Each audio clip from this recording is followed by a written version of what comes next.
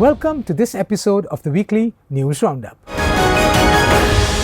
We move now to the United States, and in the aftermath of the deadly air crash of the Air India Flight 171 on June 12th in Ahmedabad, people all over the world are really concerned about air travel and how safe it really is to travel on planes anymore. It is while that investigation is still going on that we bring you the details of another flight emergency that happened on the 19th of this month in Los Angeles Airport. A Delta Boeing 767 aircraft bound for Atlanta made an emergency landing in LA International Airport shortly after takeoff on Saturday. This after pilots detected signs of a fire in the aircraft's left engine. We bring you this report. Flight DL446 had just departed LA International Airport when the flight crew detected an engine fire warning. Pilots immediately declared an emergency and requested an immediate return to Los Angeles. Air traffic control coordinated a safe turnback, alerting emergency services to stand by as a jet made its way back to the airport.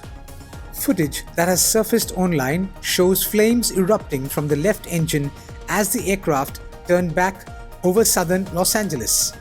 In the video, the jet is seen flying steadily while a fireball blazes beneath one wing. As the aircraft descended, the fire appeared to subside. The landing gear deployed as expected and the plane touched down safely with the engine no longer visibly burning. While the Federal Aviation Administration has launched an investigation into the incident, a spokesperson for Delta Airlines was quoted as saying that Delta Flight 446 returned to Los Angeles shortly after departure following an indication of an issue with the aircraft's left engine. As noted in the FAA report, this incident has sparked another kind of debate about what the problems really are, whether it is with the aircraft or the engine or a maintenance issue. The Delta engine fire incident comes just a month after a separate and far more tragic incident involving a Boeing aircraft on the 12th of June claimed the lives of more than 260 people in Ahmedabad. An Air India Flight 171 operating a Boeing 787 Dreamliner crashed into a medical college complex in Ahmedabad shortly after takeoff. The flight was en route from Ahmedabad to London. We move now to Pakistan. Over 200 people have lost their lives in Pakistan since the onset of the monsoon in late June, GOTV reported, citing Pakistan's National Disaster Management Authority, the NDMA. Among the deceased are nearly 100 children. After beginning life as showers and thunderstorms in northwest India last week, a more organized area of low pressure developed, merging showers into a larger area of heavy rain as they moved into the Pakistani province of Punjab. This rain hit several major cities including Lahore and the capital Islamabad.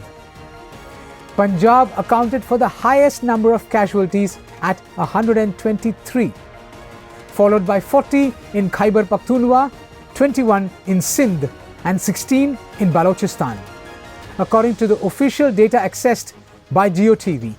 We bring you this report. Rivers overflowed their banks, significantly flooding low-lying areas of Punjab. Though several of the deaths were attributed to drowning, most were the result of building collapses. A number of deaths were reportedly from electrocution.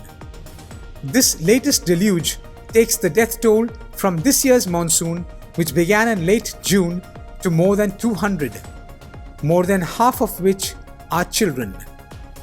Owing to its large low-lying regions, Pakistan is among the countries most endangered by the climate crisis, with significant flooding events becoming more common in recent years.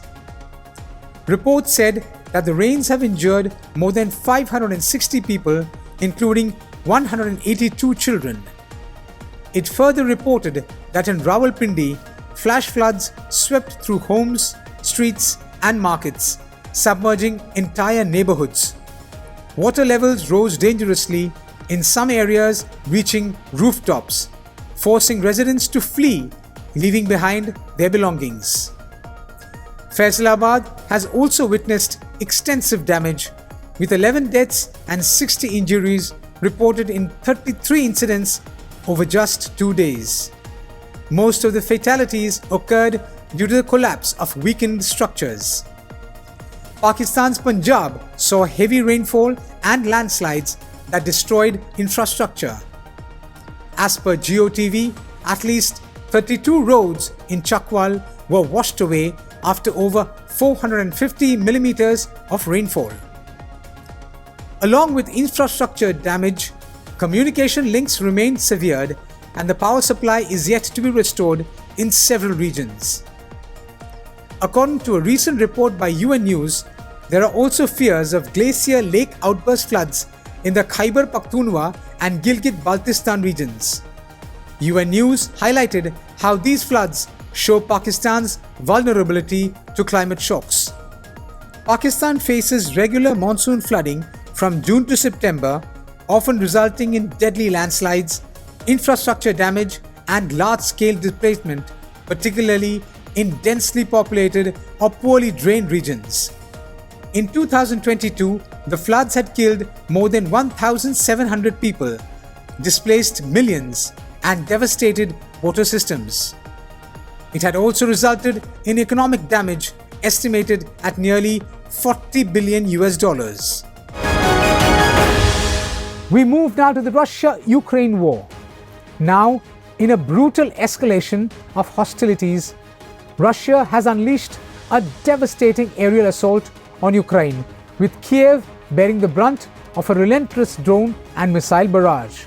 The attacks have resulted in a tragic loss of life, with at least one civilian confirmed dead and 9 others wounded in the capital Kiev alone. Russia has been intensifying its long-range attacks on Ukrainian cities. It now often batters Ukraine with more drones in a single night than it did during some entire months in 2024. And analysts say the barrages are likely to escalate. We bring you this report. Russian forces launched a massive barrage, 426 drones and 24 missiles deep inside Ukrainian territory. Precision missiles and swarms of kamikaze drones struck homes, schools, leaving fire and devastation in their wake. One of the most brutal aerial bombardments since the war began. Nationwide air raids warnings were issued in most regions of Ukraine. This latest attack includes cruise and ballistic missiles, as well as powerful advanced Kinzhal missiles, which are difficult to intercept, Ukrainians' Air Force confirmed. Russia has intensified its overnight strikes in recent weeks, targeting cities far from the front line. Earlier this month, it launched its largest drone attack on Ukraine, involving 728 attack and decoy drones and 13 missiles, Ukraine's Air Force said. The entrance to the Lucia-Nivska metro station was also damaged by missiles and drones as residents shielded inside. This assault is no blip. It forms part of a sharp escalation. Just days earlier, cities like Kharkiv, Kyiv, Vinnytsia, and Odessa were battered by drone and ballistic missiles, disrupting energy infrastructure and leaving behind death and destruction. Russia has shown no signs of relenting in its attacks, more than 3 years after it invaded Ukraine.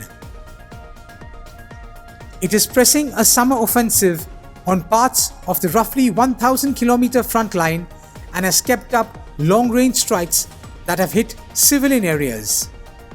Ukrainian President Zelensky posted on X that Russia fired over 400 drones, along with more than 30 cruise missiles.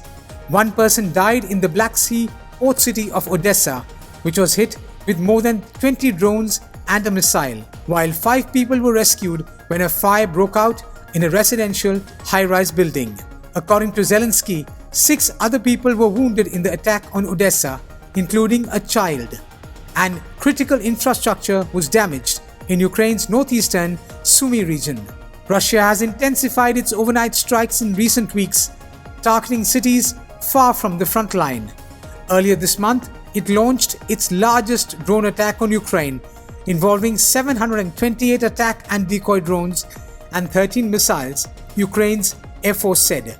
Ukrainian President Zelensky has proposed a new round of talks with Moscow aimed at restarting the negotiations that halted last month. Russian President Putin has also said that he is ready for talks, but asserts that Moscow's priority was to achieve its goals. But right now, Ukraine's defenses are stretched. Air defense systems strain to intercept hundreds of drones nightly. Ukraine is anxiously waiting for the delivery of promised weapons from its Western allies. Civilians huddle underground as explosions echo above. The question that looms now in the minds of everyone is, how long can Ukraine endure this airborne onslaught?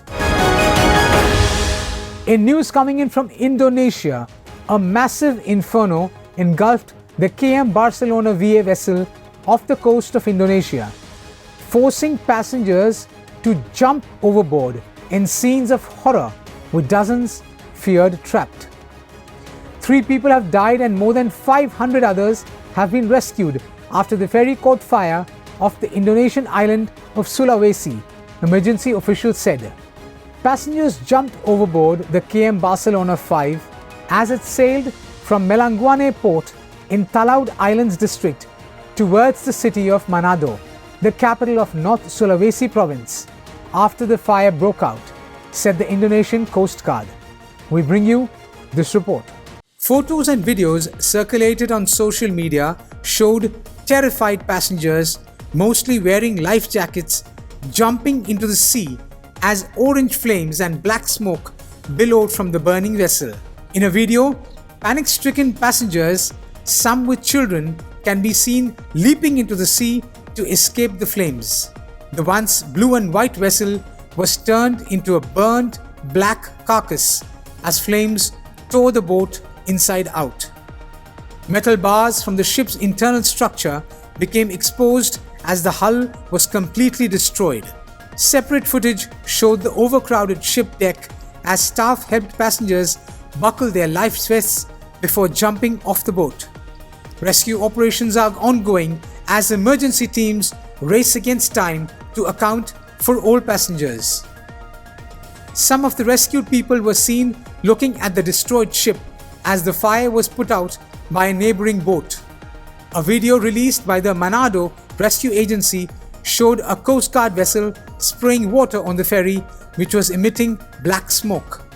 Indonesian authorities previously reported 5 people died in the accident, but later revised the death toll to 3 after 2 passengers initially reported as dead were saved in a hospital, including a 2-month-old baby whose lungs were filled with seawater. At least 568 people were rescued from the ferry, the National Search and Rescue Agency said in a statement. A Coast Guard ship, 6 rescue vessels, and several inflatable boats were deployed in the rescue operation. Now, in news coming in from the Vatican, one of the most important events of the Holy Year 2025 is the Jubilee of Youth, which will be celebrated from July 28th to August the 3rd. Pope Leo XIV is inviting young people to Rome for the Jubilee of Youth, a major event during the 2025 Jubilee year. The Jubilee of Youth is a week-long celebration focused on spirituality, reconciliation, and sharing, with opportunities for pilgrimages to the Holy Doors, the Sacrament of Reconciliation, and meetings with the Pope. Pope Francis had envisioned and called for the Jubilee of Youth 2025. This event is a call to young people worldwide to be pilgrims of hope, echoing the overall theme of the 2025 Jubilee year. The Jubilee of Youth is a continuation of the tradition of World Youth Day, which is a gathering of young people around the Pope. The Jubilee of Youth 2025 is a key part of the broader 2025 Jubilee, which Pope Francis had designated as a Pilgrims of Hope year. Coordinated by the Prefect of Rome, Lamberto Giannini, the Italian capital will be protected by an unprecedented security operation. Rome will strengthen its security system in anticipation of the arrival of hundreds of thousands of pilgrims, mostly young people from around the world, for the Jubilee of Youth. We bring you this report. Tor Vergata, a large area located in the southeastern outskirts of Rome, known primarily for hosting one of Italy's main public universities, where the Vigil and Mass with Pope Leo XIV will take place on August 2nd and 3rd, will be the epicenter of the operational deployment. In fact, thousands of young people are expected to spend the night in tents on the same grounds. In the year 2000, St. Pope John Paul II celebrated World Youth Day at this same venue. In this open space, which comprises more than 200 acres of land, more than 20 lakh young people participated in the World Youth Day celebrations. One of the most notable new features will be the new 83-meter-long bridge, which has been installed to facilitate pedestrian access to the Tor Vergata area. Also, the Calatrava sailing bridge will be used for the first time, a renovated structure that will be used during these events as a reserved area for civil protection, health workers, law enforcement, and organizers.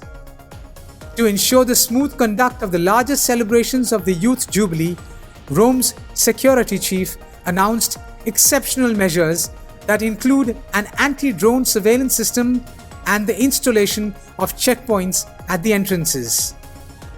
The Dicastery for Evangelization has not yet confirmed the exact number of accredited pilgrims for the Jubilee of Youth, but according to figures provided by the city of Rome, nearly 10 lakh people are expected to travel to the capital, most of them from Spain, France, and Poland. We pray for all the lakhs of youth from all over the world who will be attending this celebration. Thanks so much for watching this episode. Until we meet next time, stay blessed.